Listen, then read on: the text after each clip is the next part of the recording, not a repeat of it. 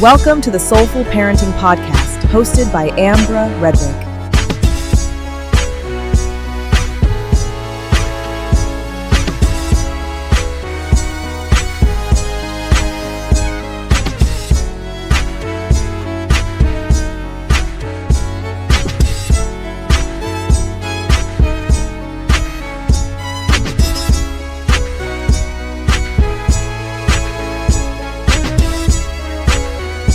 What up, though? My name is Ambra Redrick, and when I am not serving as the CEO at Teen Hype, I am talking to dope parents. And today, I'm excited, and I want y'all to hold a moment of silence because I'm going to try really, really hard not to have ADD and to stay focused because I love this person so much. I might start and I might get off topic, but I'm going to try real, real hard.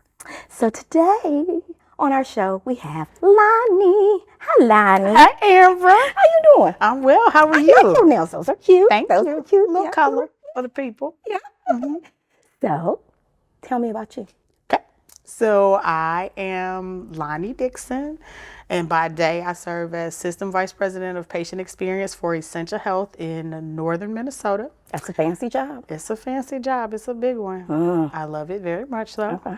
But that's what I do professionally. But outside of that, I am a Metro Detroit native. I love this city and the people in it very much with my whole entire heart and love to get here as much as I do. I love Detroit. I was out yesterday and it was just like, I love it here. So yes, so native Detroiter from the suburbs. I have actually never lived in the city of Detroit. What? Never.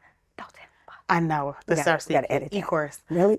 There you go. So yeah, so that's me. I am wife to Michael Dixon for soon to be 23 years and mother to Micah Dixon, a 21-year-old senior at the University of Michigan, and 19-year-old Ella, who has just finished her freshman year at Wayne State. Wow. All right. So, we are here to talk about your parenting journey. Okay. And so you can use profanity because I use profanity. I have a pouty mouth. I just want you to know. Appreciate that. So, my first question is, did you always know you wanted to be a parent? Absolutely not. I actually grew up being very adamant about the fact that I never wanted to get married and that I never wanted to have children. Really? Absolutely. So let me give you a breakdown. So I am one of 5 children. My older siblings are 5 and 7 years older than I am. And then my siblings below me are 9 and 10 years younger than me. And so I grew up as a very much middle child, but almost like an only child. And since my younger sibling, the one that's 9 years younger than me, I kind of grew up feeling like helping my mom take care of him. I felt like the responsibility of that. And I was like, yeah, I don't never want to do this ever. Yeah. So yeah, I grew up, I was that way up until I met my husband. And I'm like, okay, you fine. You nice. I could like you. That's right. I could like you. I could marry you. And married my husband and ended up pregnant 3 months later. Really? Okay, it works. And that's how I became wife, mother. And then I was just like, okay, this kid is going to need somebody to talk to. I can't just have one and let's bang it on out and have another one. And Ella came 2.5 years later. Did you ever consider going for a third to get a boy? So my husband is 11 years older than I am. And he was like, get away from me. So yeah, Ella was my shot at having a boy. And I had another girl and I knew that was it. So. All right. Yeah. So, first baby. Mm-hmm. Do you remember what it was like the first time you looked at her? Oh my gosh. Yes, I do. Oh, don't make me cry, Ambra. I do.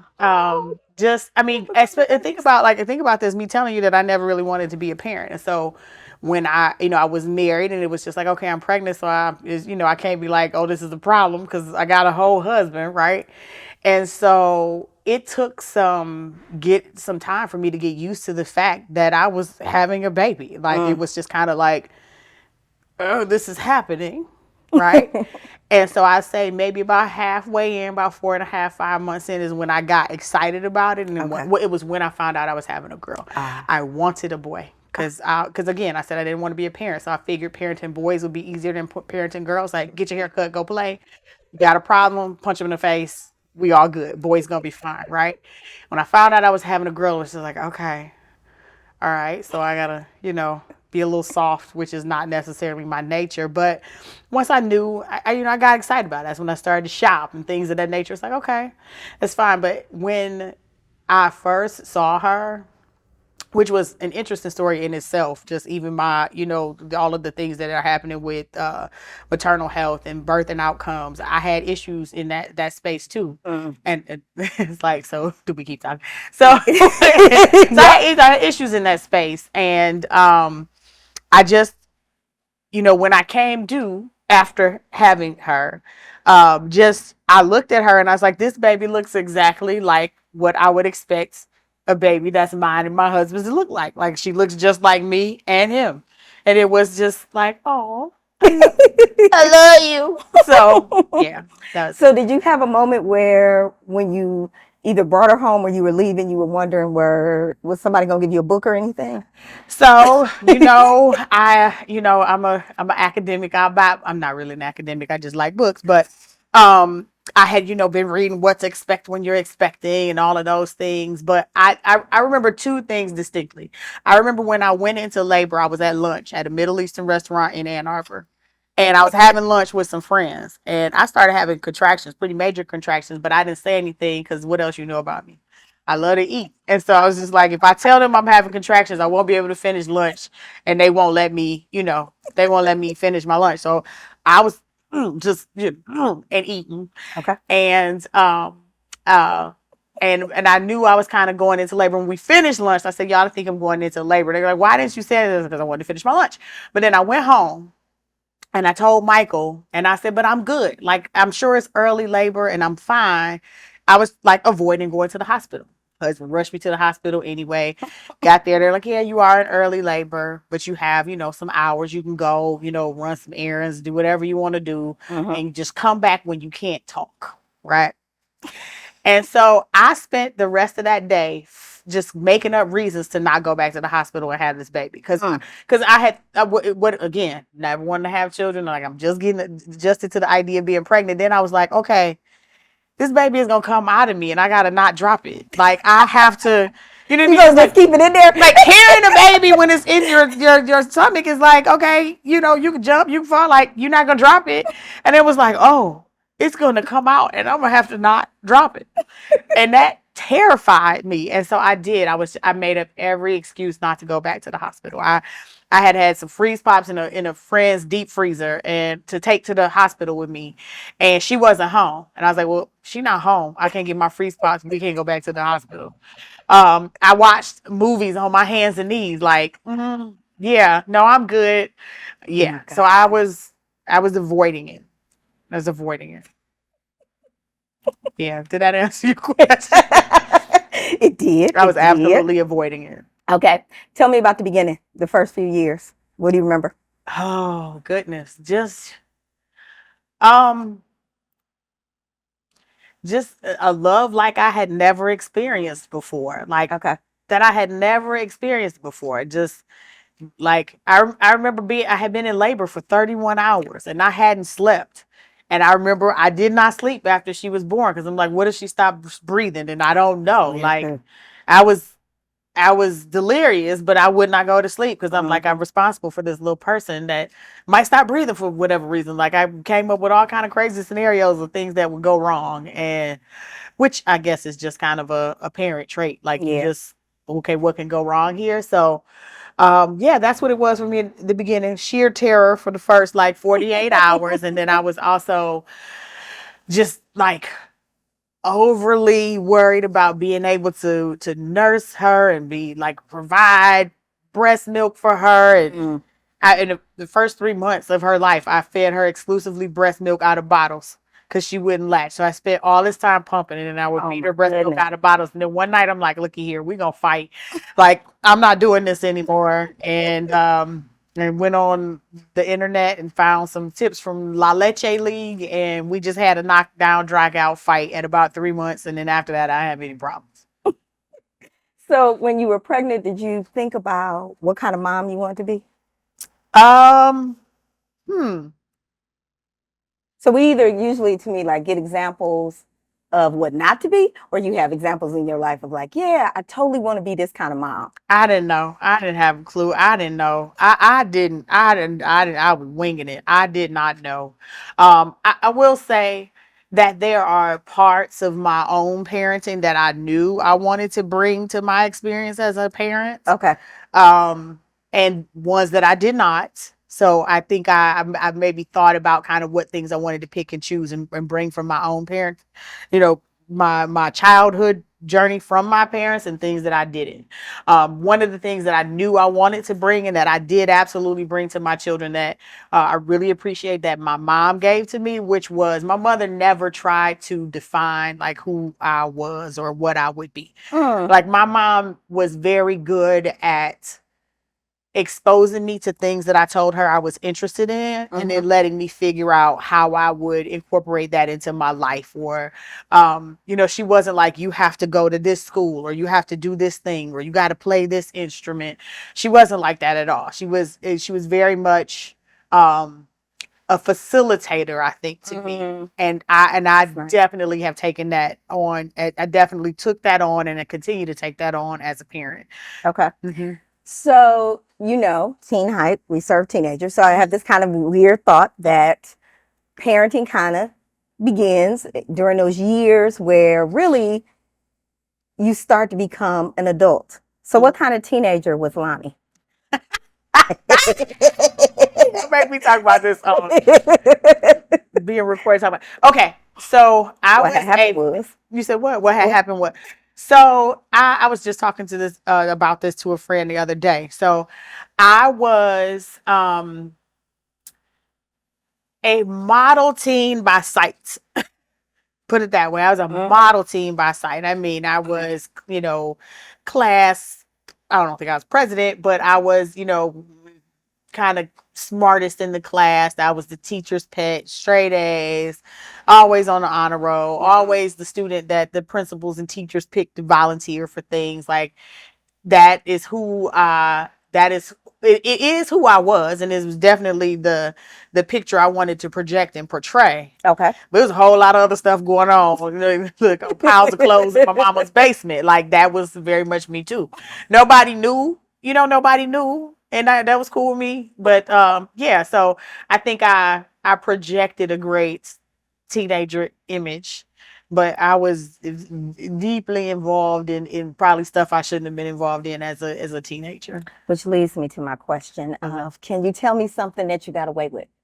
Oh, that's legal. Don't tell me nothing that's gonna get you prosecuted. What's the statute of limitations on underage drinking? So, let's see, something I got away with. Oh God. Oh, my mama gonna see this. Get you? Let's see. Sneaking young men in and out of my mother's basement. Oh, okay. Yeah, she coming for you. It's okay. I survived. I'm a fully functional adult. It worked out in somehow or another. I made it through. Let's see. Drinking on my mama's porch when she didn't know I was drinking on the porch, which was weird. Like I don't know why I was alone drinking St. Ides on my mama's porch, but I was. Why do young people always drink the worst liquor? I don't. Cause it's maybe that's what we can afford. I don't know, but I had Cisco. Ooh, I should be dead. Ooh, have you seen this challenge where these young people drinking Mad Dog 2020 on Twitter? Why? Like we did it because that's what we could afford. Why? You don't want to know about that. So, yeah, I would say that. So kind of like drinking as a teenager. And when I think about it, like again, I was kind of a nerdy kid, but I just wanted, I wanted my friends to feel like I'm cool too. But I was by myself. It wasn't like I was out with some friends drinking. I was literally on my porch in Ecorse on 12th Street with 40. That's sad when I say it out loud right now, but that's what it was. So with that, did that have any bearing on what kind of parent you became? Did it make you think about what your daughters would do? Yes. if anything, it's interesting. So kind of my husband and I are 11 years apart. So he's like solidly a baby boomer and I'm solidly Gen X. And so kind of some of the things that make him go, I'm like, well, I did that shit too. I'm all right. Like, so I think that's a little bit of it. So kind of me just watching my daughters grow up and kind of make their own mistakes, or I don't even consider them mistakes. Like there's stuff that they do or experience or say, and my husband is like, oh my. And I'm like, she be all right. I'm all right. So Yeah. How many years apart are they? They are 2 years and 2 months apart. Okay, so 2 years later, you give birth to. Oh, It got real. my firecracker. That second kid is sent to kill and destroy. Like you had that first kid, and it's like, oh, I really think that's a trick. I'm convinced myself. It It's is. a trick. Everybody I hear sees that as the first second kid. kid is sent to kill and destroy and make you a man. And or if you woman. have that, if you have that child first, you'll never do the second. You'll never do it again. So that's why God says that. That's God since that, but I absolutely love it. I absolutely like it has been.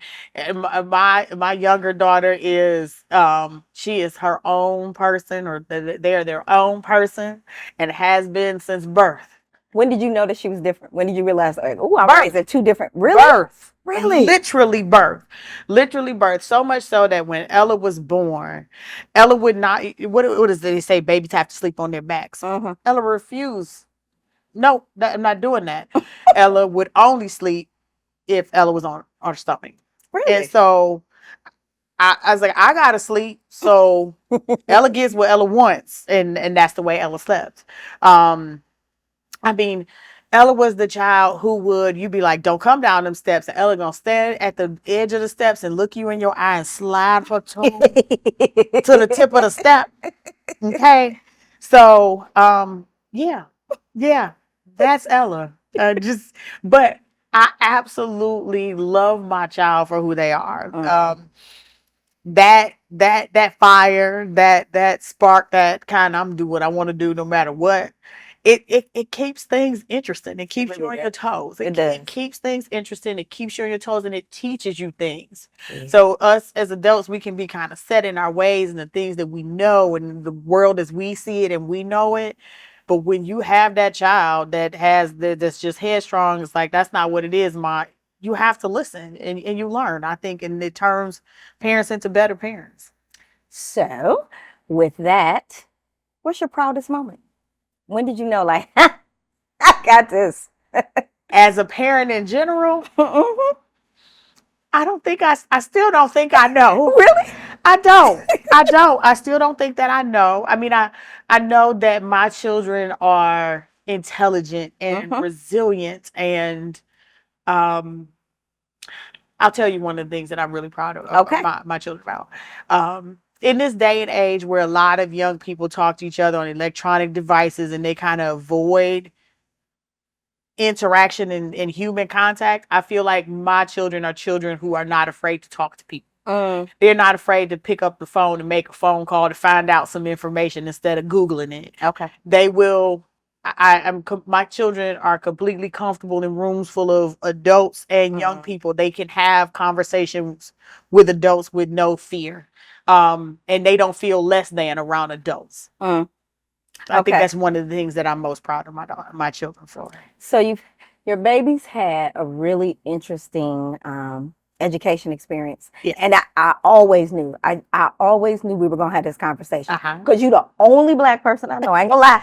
I know more. People said that. There are more. There are more. Seen them? That's how we got there. There's a community of Black folks in Detroit who have children who have gone to independent boarding schools across the country. Really? Absolutely. And that parental network is what I tapped into to make me okay with it and to understand the benefits that it could have for my children and our family. So when did the conversation start? So conversation started probably when my oldest child was in the 4th grade. And a friend of mine who I actually went to high school with, we were on student council together. And she reached out to me because she knew I had children, and her son had been involved in this program called A Better Chance. Okay. And he had gone to an independent boarding school. And she just kind of said, this is kind of what we did, X, Y, and Z. And I was kind of intrigued about it. And so talked to the girls about it. Mostly Micah at that time, because Micah was the one that was a 4th grader. Ella was maybe in 1st or 2nd grade. Okay. And so, we just talked about it just a little bit. But then over maybe the course of that next year, we did a little bit more research about it, kind of looked around it. And so, here is kind of the only really even not private school, but kind of boarding school that I knew of was Cranbrook. So we think, okay, I've heard of it. I know a couple people that have gone there. Okay, we could think about that. But that was it. Okay. Like my kid, you could live up the street, but that's it. Mm-hmm. And so we researched that, and we had gone and visited and kind of found some more about a better chance. But then at a certain point, Micah took it upon herself to kind of look at schools everywhere. She's like, well, according to my research, the best of the best boarding schools are in, the Northeastern Seaboard. I said, oh, well, I don't know who told you was going there, but okay.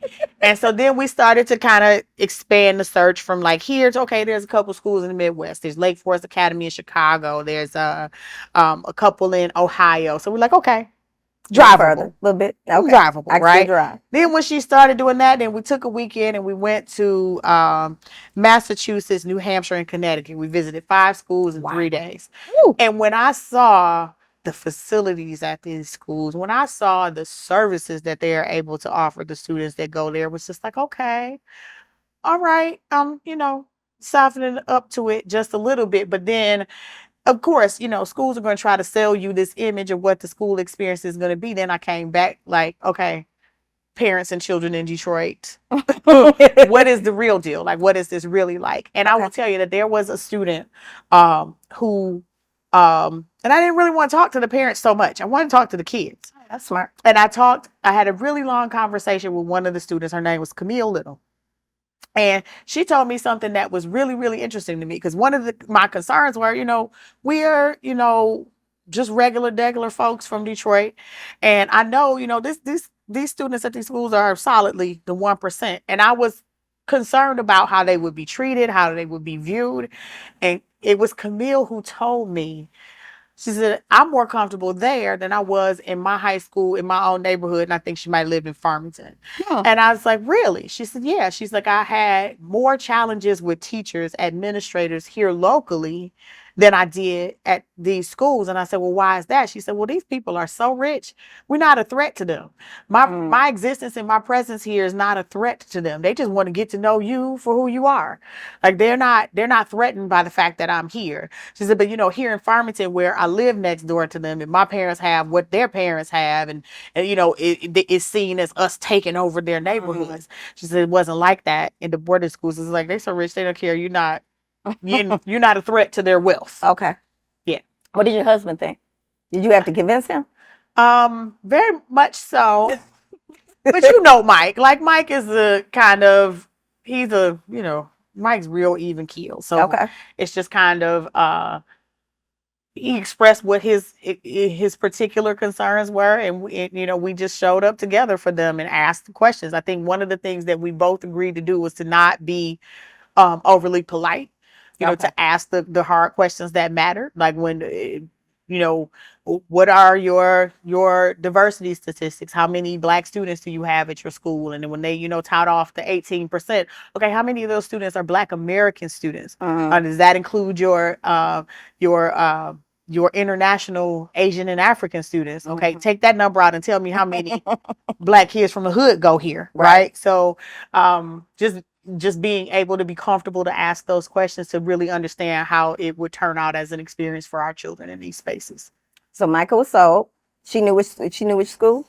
So Micah decided that she wanted to go to Dana Hall School in Wellesley, Massachusetts. It was one of the only all-girls schools that she visited, and she decided that that's what she wanted to do. And again, like, taking a page from my mother's book, which is, I'm not going to decide this for you. I'm going to let you tell me what you want, and then it's my job to facilitate and see to it that you get what you want. And my theory with that, in terms of letting them choose the school, was that this is going to get hard at some point. And the worst thing that I could do is have forced them to go someplace they didn't want to go. And then when it got hard, oh, you made me do this. And so that's why where they chose is where they went. Okay. Yeah. So you drop her off. Oh, God. You talk about one of the hardest things I have ever had to do with my life. And here's the, you pack it and you buying the clothes and stuff, and you got the books, and it's what people experience when their kids go off to college. But my baby was 13 years old. Micah she's young for her grade, and the night that she had to be dropped off at her dorm was the day before her 14th birthday.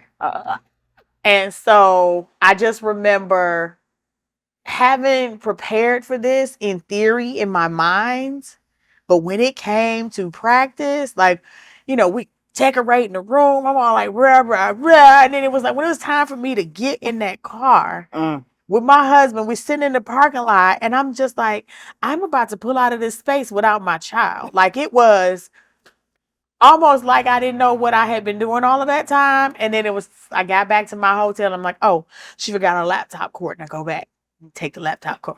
Oh, she needs, I figured out 3 different reasons to come back to that door. Really? I did figure out 3 different 22-minute ride each way. And I figured out a reason that I needed to be back at that dorm. And then it was finally like, okay, Lanie, like, it's done. But I just had to take a moment and sit and cry a little bit in my car. But I will tell you, though, that there was an unexpected benefit to this. Okay. The unexpected benefit was that, when you're in the house with your kids day in and day out, life's routines kind of take over. Like, they come home from school, it's like, okay, throw your bag down here, go do what you do. You're in your room. Okay, let's eat. Here's the food, blah, blah, blah. Like, there's just kind of you're around each other, but not necessarily engaged with each other. And that distance and that kind of not that lack of proximity, it made us be much more intentional about how we connected with one another. So it's like, FaceTime in the morning, like, how was your day yesterday? Like, what you got lined up for the day? Is there anything you need? Blah, blah, blah. So kind of that distance and that lack of proximity made us, the time that we spent talking to each other, much more intentional. Yeah. When did you know that Michael was in love with school and that you made the right choice? So something you should know is that these schools, they understand that it's a hard thing to do, to be away from your parents, and for your parents, for them to be away from you and you to be away from them. And so they do a really great job of making those first 2 weeks, it's fanfare. Like, it's like, let's do this. So we're going on this trip, we're doing that. It's, movie night, this night. Like, it is bells and whistles the first 2 weeks, right? So, but then after that, you can't bell and whistle an entire school year. So I think, she's all in love those first 2 weeks. But then I think much like that moment that it hit for me, like, I'm dropping my kid off, I think a moment hits for them where it's like, I'm in boarding school.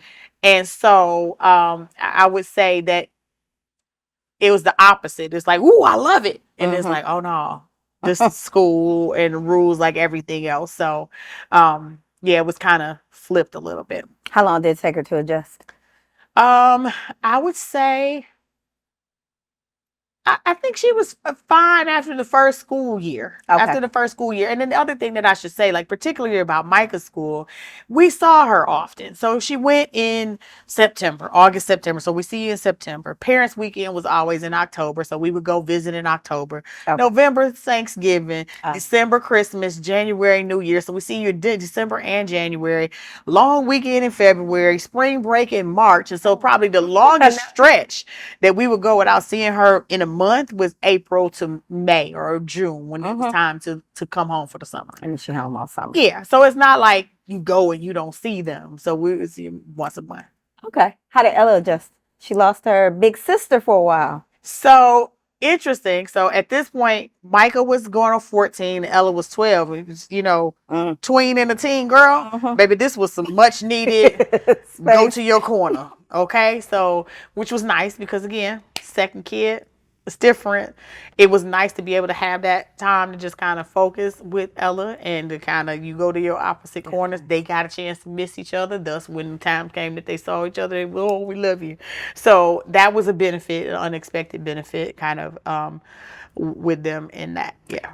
Did Ella come to you and suggest boarding school? Well, this is what's funny. I never thought it would be anything that Ella was interested in. Really? Just because of how different Ella is. I never thought it would be something that Ella would go for.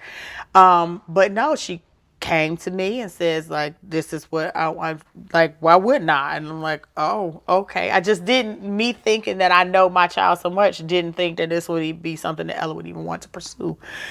And when I tell you, went on this same kind of circuit of schools, give me the list of the ones that you want to go to. We did the same thing. Let's go where Ella wants to go. Let's check out, what Ella wants to see and do. And Ella ended up getting into more schools than Micah did. Yeah. And so, and I just remember though, distinctly, we went to a school fair in Chicago. Michael, Ella, and I. And, we're walking through the aisles, and there's this school, Fountain Valley School of Colorado, right? And the school rep was a black woman from Ann Arbor, ironically. And so, I look at the little sign, I see Colorado, we keep it moving. She was like, I know you see my school, I see you make eye contact. I'm like, ma'am, my child is not going to Colorado, so let's just keep it pushing. She stopped Ella. They started talking about Fountain Valley School of Colorado and how they have an art barn. And Ella was just, whoa, like this the one I like. You ain't going to Colorado. Okay, what you're not doing is going to Colorado, right? So she ended up striking up a friendship with this admissions rep or the rep from the school. And it's just like, I'm going to need you to stop talking to my kid because she's not coming to Colorado. So there's that. I talk about, I'm the facilitator. I'm not facilitating Colorado. Okay, not doing that. And so what's interesting is that there was another school that we really liked that it was that we really liked that was kind of Ella's second choice, and that was a school in the Chicagoland area. I'm like, Chicago, I can get there in my car, okay. Yeah. So what happens with these schools is that you try really hard to be admitted to one of these schools, but then once they all put out their admission decisions at the same time, and then the kind of tables turn, they want you to pick their school. And so they have what they call revisit days. And so we went back to revisit the school in the Chicago area, and it was just like, see, Ella, like they had her name on like it lights up somewhere, and I'm like, oh, see, and so, you can do this, right? And she's just like, okay, yeah, I can do this. And so she kind of settled on this school in Chicago. And we bought her some school gear and everything. Like, this is going to be great, right? So we get back home, and the rep called from the school in Colorado, and because I hadn't reached out, and she's just like, okay, what's up? Is Ella's coming? I'm like, no, we've decided that Ella's going to go someplace else. And she asked me, she said, is this decision based on finance? I said, not totally, but partially. I said, we live in Detroit. Just sheer travel back and forth from Colorado is very different than someplace that's closer to us or whatever. And she said, well, have you entered into anything with the school in Chicago? I said, no. She said, give me 24 hours. Just hold off for 24 hours. Come on, sister. Give me 24 hours, hold off. And I'm like, okay, I can do that. She called me the next day, and she's like, okay, we can do this, we can do that, we can kind of do this, we can do that.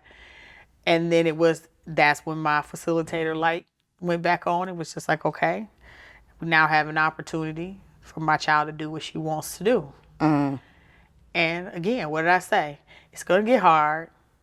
And when it does, I don't want you to be able to say, I made you do something that you didn't want to do. And so she went to Fountain Valley School of Colorado. Wow. And did she have the same moments? Somewhat, yes. Okay. I think that Ella was much more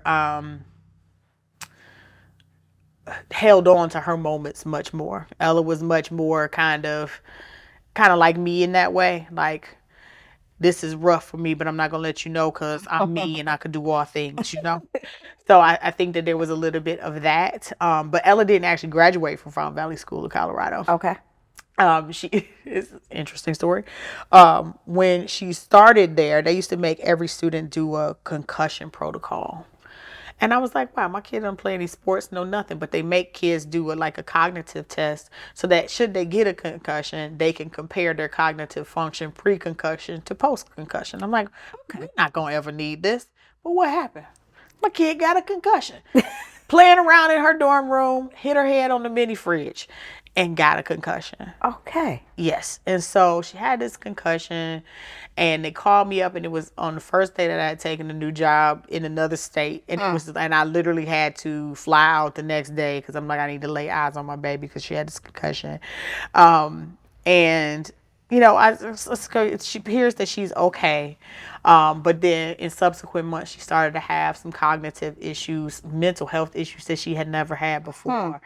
And I was just like, yeah, no, bring it on. We're not doing this no more. So yeah, so she ended up moving back home. Okay. But she did go to a boarding school where she moved to. So she did graduate from a boarding school, but she didn't board. Okay. So it was a similar school, but just not the school that she started at. Okay. All right. And was she okay with coming back? Yes, she wanted to at that point. Okay. Yeah, she definitely wanted to at that point. I think, again, as a facilitator, one of the things that I was concerned about the school that she chose was that it was not very diverse at all. And so, and me understanding the level of comfort that having somebody that looks like you or has similar life experiences to you provides. That was a concern of mine with her choosing to go where she went. But again, I'm a facilitator. I can show you better than I can tell you. Right. And so I think she experienced a lot of that. And I think what she found in the school that she did graduate from was that there was a much bigger circle of students with similar life experience. What would you say is a myth that parents have about boarding school? Black parents, obviously. That it's a punishment. That it's a bad thing, like that you get sent to boarding school because you're naughty. Yeah, that was that, and it was what I thought. Again, it was kind of like what your kids do. So, and that's what even to this day, even to this day, we have experienced this kind of thought. Like if I ever mention that, or if I'm having a conversation, they're like, well, were they bad? Is it like no? I think that's the biggest myth that I have run into. The two biggest myths that I think that I've run into is that it's a punishment, and that you don't see your kids for long stretches of time, and that's not the case. What kind of children do you think are a good fit for boarding school, and what kind of children do you think like, no, that's not for you? Okay, so I think most definitely they have to be academically strong. And they have to be academically strong. And not yet they have to be academically strong. It is the academics are rigorous, and that's another reason why I sent them to boarding school was that, I graduated from a Detroit public high school, which I absolutely loved. It was not one of the big, the magnet big three Detroit public high schools. Shout out to Southwestern. And I was a very, very bright kid, smart, pick up things quick. But I didn't have any AP classes. I didn't take AP tests. Like, I didn't have access to the things that these schools have. And then I went off to U of M in the College of Engineering and got my ass handed to me because I wasn't prepared. Yeah. And I knew how that felt as a college student. I know how that played out in my life and my struggles to get through undergrad. And I didn't want that for my daughters. I wanted them to be able to compete when they got to college. I didn't want them to feel like they could just survive in college. I wanted them to show up with the same preparation that the 1% shows up with. So that was kind of one of the things for me. Yeah. What have they done that makes you proud? Oh, just everything. I love everything about my children. I do. I do. I love that they make their own decisions. And that they are resilient through those decisions. A prime example. So Micah graduated from her boarding school in 2020. We know what was happening in the world in 2020.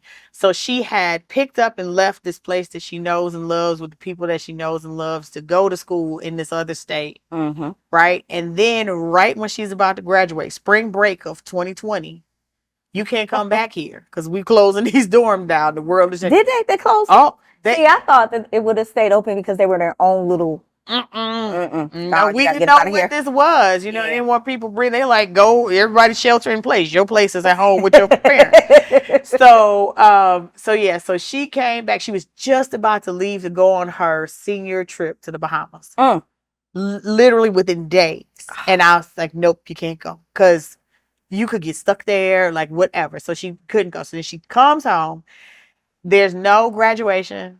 There's virtual graduation just to finish her senior year of high school virtually with no graduation. And then freshman year was 2021. She got accepted at Howard. They did the entire first year virtually. So she is like, just think of what that does to the psyche of a teenager. Like all the prom, graduation, senior trip, freshman year of college, like all just the things you're supposed to celebrate. All the things that you are, that you look forward to. Yeah. None of it, right? So she did her entire first year at Howard remotely. And then she moved to DC for her sophomore year. Okay. She moved into the dorms. All her classes were still virtual. So she just in the dorm. And then she was just like, this ain't it. Like, this ain't it. And at that point, I was just trying to keep my child whole and that's a lot for a 16, 17-year-old that again, she's young for her age, for her grade. So it was just a lot to even just keep her together during that time. So when I say that I'm so proud of her, like I'm so proud that she was able to come out of that, end up doing what she wanted to, which is ended up in Michigan, which she absolutely loves. To not falter academically, to still be able to continue to matriculate. So I'm super proud of Micah for that. And then with Ella, again, concussion, moving to a different school and a different state. Your mama got a different job, and it's like having to start this all over middle of the school year. Wow. And to, kind of navigate if I want to go to college, and if so, where, like, what's the right place for me, and for her to decide that was Wayne State and that she wants to be there. It's just, it is, I'm so proud of them for that. They are amazing girls. They are. They are. So I got to ask you a couple of questions about your parenting. Okay. All right. So what'd you teach them about racism? I can just see her. I can't say that on these cameras, Ambra. That ain't happening. Yeah. That is real. Okay. And that is real. Okay. And to trust their gut, and that whatever may feel like it probably is it. Okay. I taught them to be comfortable with asking questions, right? To not so you asking me if my mom does what, why would you think she would? Like that's the thing I think that I've taught them about it. Is anything that feels like it might be that probably is. Okay. And the only way to find out is to call people out and ask. Okay. Mm-hmm. Sexuality. Mm-hmm. What'd you talk about? What'd you do? Again, I'm a facilitator. Okay. Like, so I said, and if you don't notice, I've been going back and forth with she and they with Ella. Like, I was really proud of you. I was like, I heard your pronouns. I'm working on it. I'm working on it. I'm working on it. But my children know that I'm down for my kids, whatever. Like, I'm down for my kids, whatever. You can tell me you want to sew foot in the middle of the front of your forehead, and I'm gonna be like, my baby got a foot in the front of her forehead, which your baby got. You know what I mean? Like, I'm down for my kids. I'm down for them. They know. Like, but the interesting thing is that, again, it's kind of, I pride myself on letting them be who they are. Like, the other day, Ella came to me and said, Mom, I got an appointment at the tattoo spot at 5:30. I'm like, you getting a tattoo? She's like, no. I said, well, what you going to do? Oh, get another piercing. And she got them here. And I'm like, well, where else is it to put a hole in your face? And she's like, well, I'm getting one here in the bottom lip. And I'm telling you, my internal dialogue is like, what you just took holes in your face is my internal dialogue, but I never said anything. Took my baby over to their appointment at 5:30 and went and sat over on the couch so I didn't have to see none of this going on. And here go my credit card. Like, what this? Cause she's like, I'm paying for it myself. I was like, fine. She's like, but I don't have my card. I'm like, here's mine. And I just, take deep breaths where she can't see me taking deep breaths. And because what are you going to do? Like, what are you going to do? I don't want I don't want to turn my kids into me. I don't want my kids to make the decisions that I make. I want my kids to make the decisions that they want to make. So did the facilitator ever have a moment where you thought about, like, one of us is not going to make it? And I hear that sometimes happens, like, moms with girls and dads with boys, that there's this moment where it's like, I had it with my oldest daughter. I haven't had it with my youngest yet. Yeah. So yeah. I think there was like, okay, it's gonna be me or you, and it's probably gonna be you because I'm bigger than you. I had that. Strangely with Micah, it's like if she turned 10, she kind of lost her mind. And I remember, like, I said something she didn't like, and she went and ran and closed and slammed and locked the door in my crib. You got jokes. I kicked the door down. I sure did. Literally? I kicked the door down. I kicked the door frame off of the door. And I didn't put the door back up. And when she came to her senses, she's just like, "Are you gonna put my door back?" I said, "No, let this serve as a visual reminder of the first and hopefully the last time that you're gonna try me."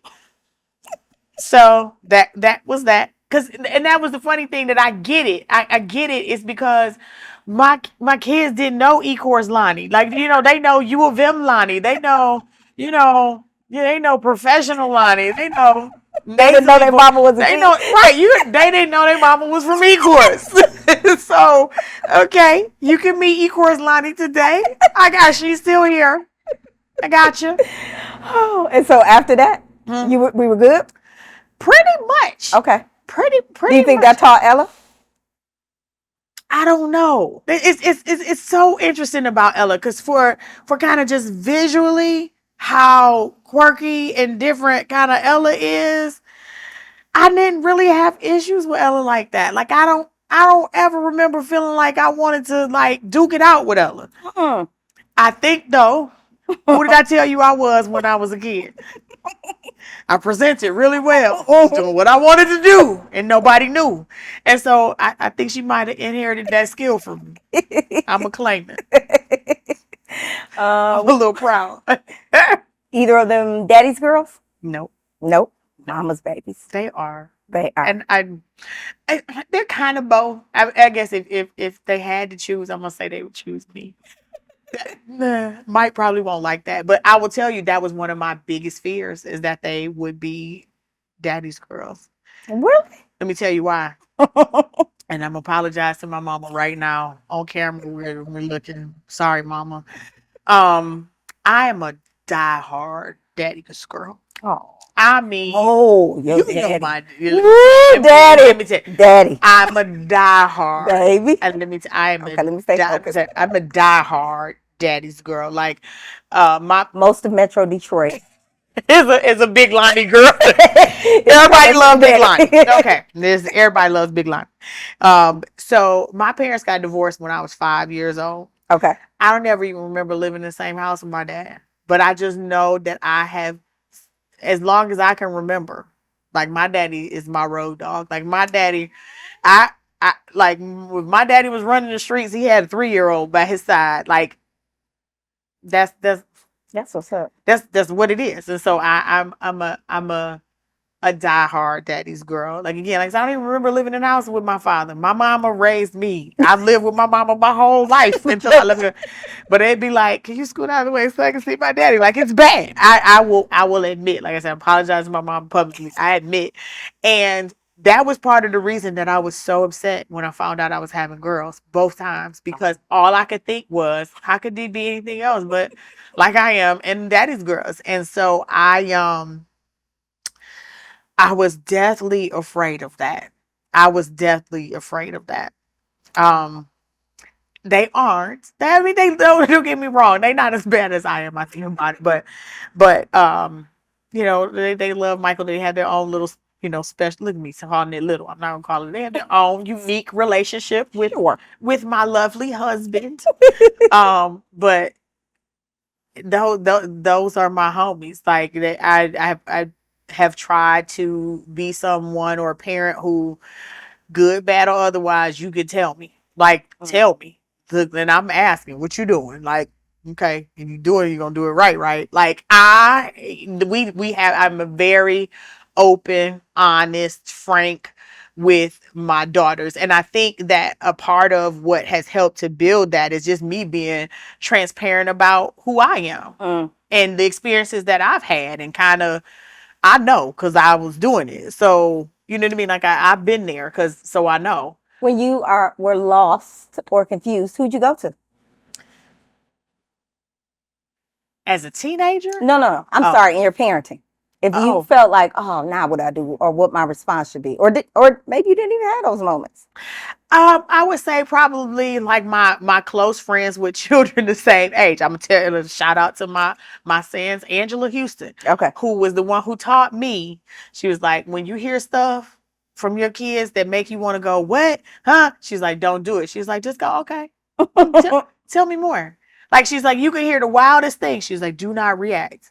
Just collect more information. And that is probably one of the best parenting tips I have ever received. She's telling me a story about how her son was telling her like stuff that was going on in the back of the bus.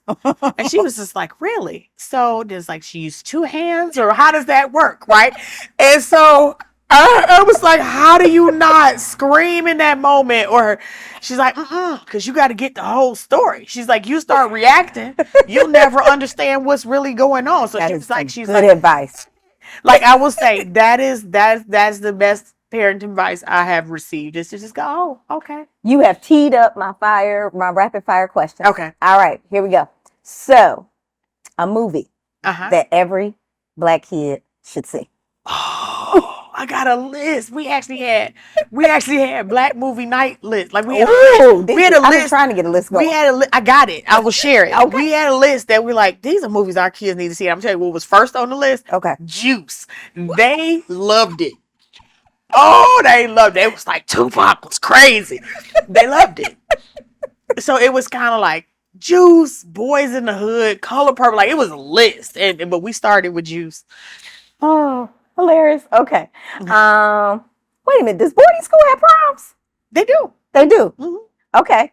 And did they go to prom? Oh. So Micah went as a junior. She did not go as a senior. Right after I bought that prom dress, they shut everything down. But it was okay. So what we did was I thought it was really nice. A local store that she got her dress at here in Birmingham. They did free photo shoots for girls. In the dresses that they bought. They weren't giving you your money back for that dress, but they had photographers that would volunteer and they did photo shoots for the girls. So it's kind of like really what you want is the pictures from prom. So she got beautiful pictures in her beautiful prom dress. She just didn't go to prom. Okay. All right. Tell me a lesson that your children have taught you. Oof. Lesson that my children have taught me. Probably, I would say that I'm a somewhat decent parent. I think that my choice to be a facilitator and not a dictator in their lives, okay, has worked out for us and them, right? So that they have been given agency to kind of do what they want, and that they have turned out to be great people that I'm proud of. So I would say just teaching me that me not being constrictive and kind of restrictive and kind of this image of who I thought I wanted my children to be, because neither of them are the image of who I wanted my children to be. And I don't say that in a bad way, but there are choices that they make that I don't love. Like, you know how we have that thing where our generation is like, okay, we walked to school down the alley and ate hot chips, Fago, and X, Y, and Z, and we got grit and resilience. And they're like, no sushi tonight. So they really are. Exactly. And I think that what they have taught me is that my way of growing up and being a teenager and showing up, in the world is not the only way, and that there are other ways, and that those ways are fine too. Yep. Yeah. That's what's up. Okay. Last question. So when you think about all the years that you have parented, and your experiences, what would you have said to the younger parents? That was me? Knowing what you know now. Interesting.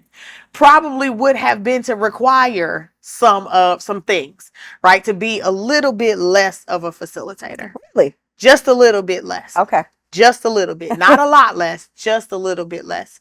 So I say that in kind of when we talk about grit and resilience and kind of how some of us, we had to fill out 57 applications to get one job or to get into one school. You know what I mean? Like to understand the value of the work that it takes to get what you want. Okay.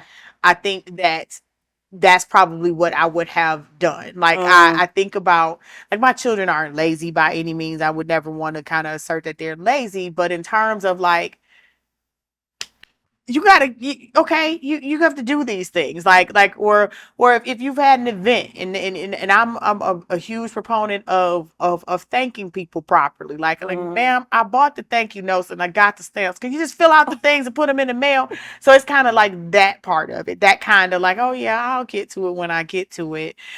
Just kind of, I would have given them a little bit more of that kind of, if things are going to happen there, you have to do these things. Sure. I love you. Thank you so much. I love you. I can't believe you came all the way to Detroit. It's fireworks night. I didn't. And you came and showed up for us. And I'm so grateful. And I always will. Thank you for all the jewels. I always will. Thank you. We done.